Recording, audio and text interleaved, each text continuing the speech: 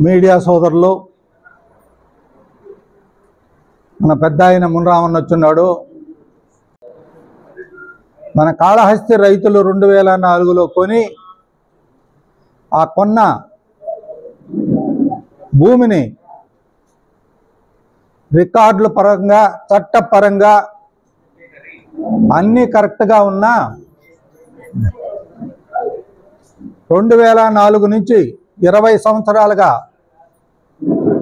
రాజకీయంగా కొంతమంది హింస పెడతా ఉంటే మరి అది ప్రజలకి వాస్తవాలు తెలియాలనే ఉద్దేశంతో మీ ముందు రైతుల బాధలన్నీ పంచుకునేదానికి కారణం కూడా చెప్పడం జరిగింది.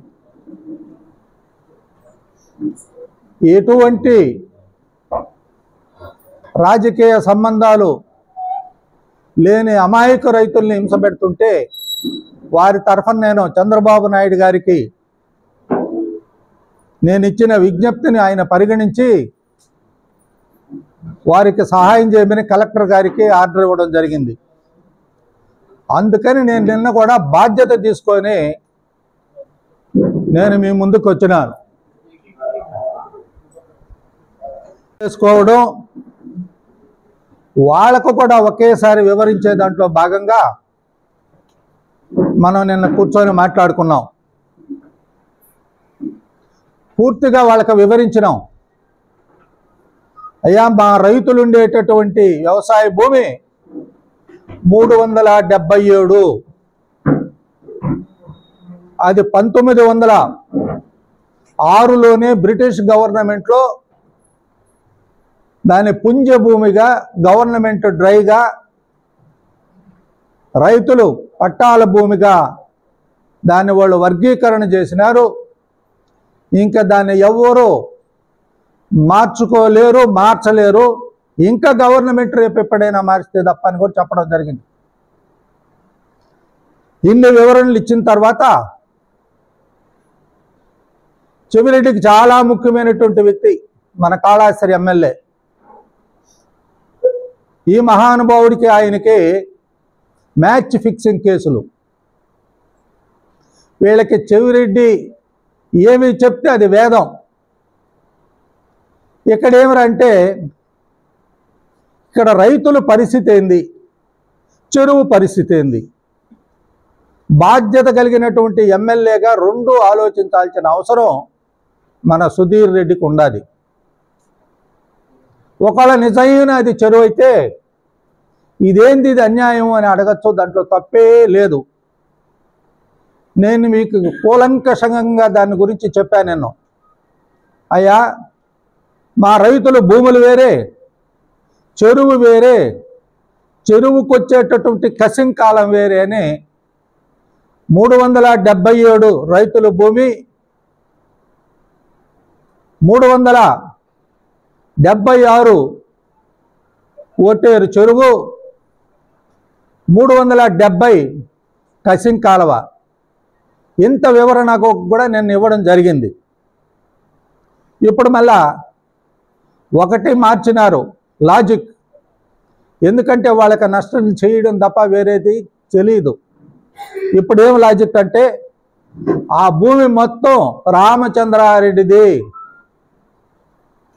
కొత్తగా మేము వైఎస్ఆర్ నుంచి తెలుగుదేశంలోకి వస్తే మాకు 10% కమిషన్ ఇచ్చి రామచంద్రారెడ్డికి సహాయం చేసేదానికి మేము ముందుండి ఈ విధంగా జగన్నాటకం ఆడుతున్నాము.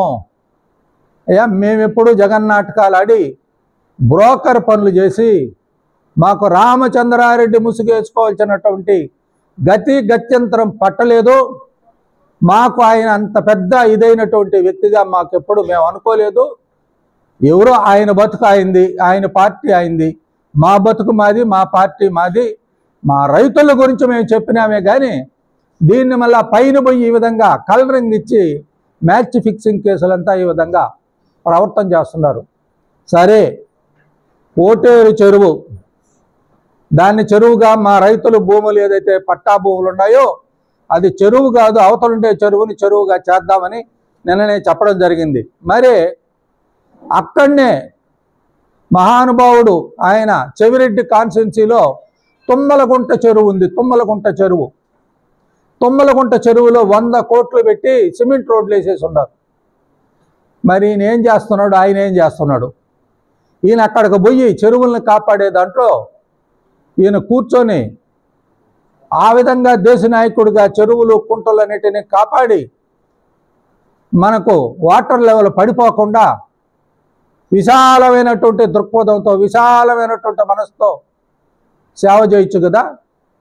మరి కాళహస్తి రైతులు పిలిపించి ఏంది అది ఎక్కడ చెవిరెడ్డి సంకనాకపోతే ప్రశాంతంగా మన రైతులు పిలిచి ఇది తప్పు అని నేను ఛాలెంజ్ చేస్తున్నా. ఈరోజు నేను ఒక్కటే చెప్తున్నాను, ఈరోజు అయ్యా అది రైతు వారి భూమి కాకపోతే నువ్వేం చెప్తావు, ఏం సమాధానం చెప్తావు? ఎన్నైనా అబద్ధాలు చెప్పచ్చు. రేపు ముఖ్యమంత్రి గారైనా లోకేష్ బాబు అయినా పూర్తి విచారణ చేపిన తర్వాత నువ్వు ఎక్కడ చుట్టుపక్కల కొత్తగా వచ్చినావు, పూర్వజన్మ సుకృతం ఎమ్మెల్యే అయినావు. మేము సత్యవేడికి ఎన్నో సేవలు చేసాం, సూళూరుపేటకు చేసినాం, తెలుగు గంగ నుంచి వెంకటగిరి, సూళూరుపేట, సత్యవేడు 30 తెలుగు గంగ సులీసులు పెట్టించినాం. తూర్పు ప్రాంతాలంతా ఇంతకుముందు కరువు తల్లాడుతుంటే ఇప్పుడు సస్యశ్యామలం చేసినాం. నువ్వు రావడమే. అయితే మొత్తం లిస్ట్ ఉంది. ముఖ్యమంత్రి గారి పర్మిషన్ తీసుకున్న తర్వాత నెక్స్ట్ ఏదైతే ఉందో విలేకరుల సమావేశం పెడతాం, ఆయనకి అప్పుడు ఉంటుంది. అప్పుడు ఎట్టుంటుందో చేసిన మొత్తం సమాచారాలు, గుడి కావచ్చు, బడి కావచ్చు, మొత్తం ఇంకా మేము ఇంకొకటి కూడా నిర్ణయించుకున్నాం. ఏదేమైనా సరే ప్రతి వారం ప్రెస్ పెట్టి ఈ తెలుగుదేశం పార్టీని ఇంకా గబ్బు కానియకుండా వీళ్ళందరి ద్వారా దీన్ని ఎట్ట కాపాడుకోవాలనో మేము అదే చూస్తాం. ముఖ్యమంత్రి గారు కూడా తెలియజేస్తాం. ఇప్పుడు జరిగినటువన్నీ కూడా చెప్తాం. నాయన మహానుభావ, ఇట్లా ఉంది, నువ్వు సీట్లు ఇచ్చినావు, మేము కష్టపడినాం, మేము గెలిపించినాం, ఈ పార్టీని కాపాడుకుందాం అని చెప్తాం.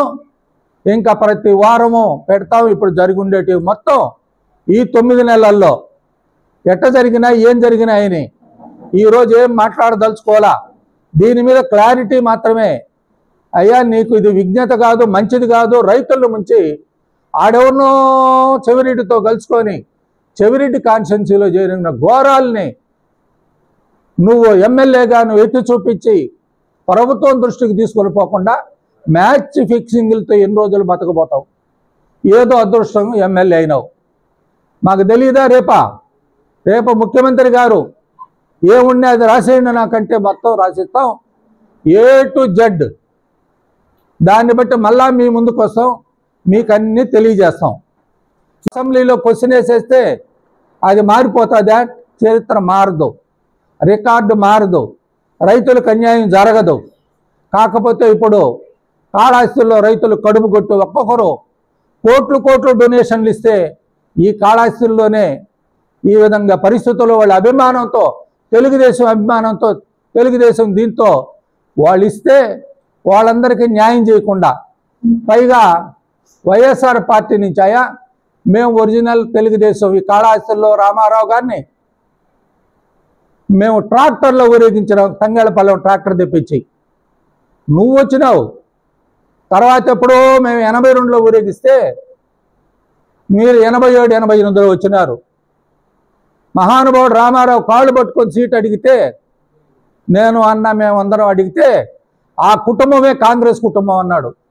సరే నీ అదృష్టం ఉన్నది, మాకు కర్మ పట్టింది. కాళహస్తిలో లీడర్లు ఎవరెవరు నీకు కోట్లు ఇచ్చినారో, అభిమానంతో ఇచ్చినారో, ఏమయ్యా నువ్వు ఎట్టుండవు, ఏమన్నా పనులు జరుగుతున్నాయా, ఎట్లున్నాయి నీకని వాళ్ళని పరామర్శిస్తున్నావా?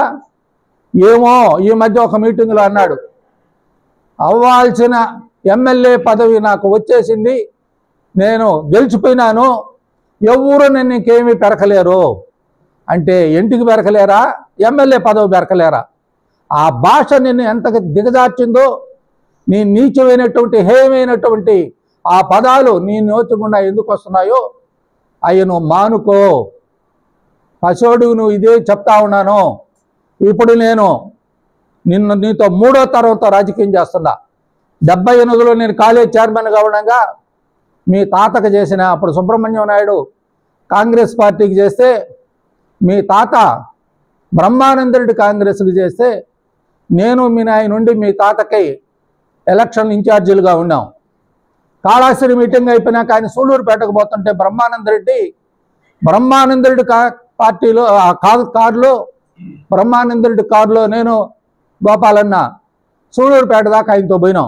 ఆడ మీటింగ్కి పోతా ఉంటే ఆయన అటెండ్ అవుతుంటే, నువ్వు చిన్నోడివి, నువ్వు ఎమ్మెల్యే అయినావు, నీ క్యారెక్టర్ డెవలప్ చేసుకో, నీ హావభావాలు ఏందో, నువ్వేందో కాళాశ్రీ ఇప్పటికే మనం అనకూడదు, ఆ మహానుభావుని గురించి ప్రస్తావించకూడదు.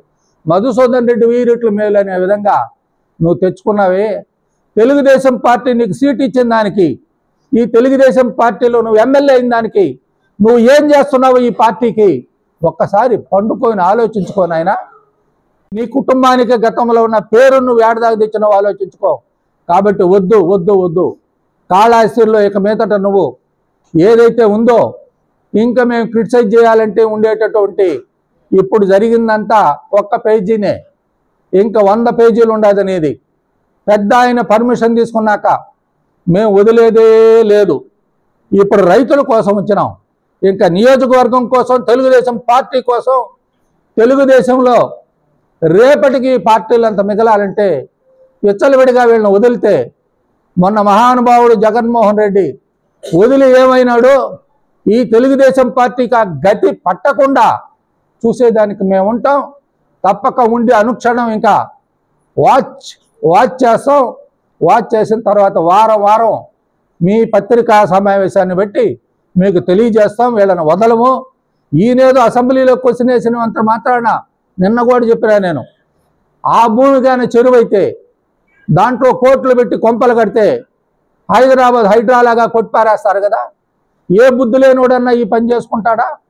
కాబట్టి నువ్వు తెలుసుకోనైనా, వాడు చెవిరెడ్డి ఏదో చెప్తానే నువ్వు మూర్ఖుడుగా ఈ విధంగా ప్రవర్తించడం, నీకు ఇది మొదలుకొని రాజకీయంగా నీకే దరిద్రం పడుతుంది.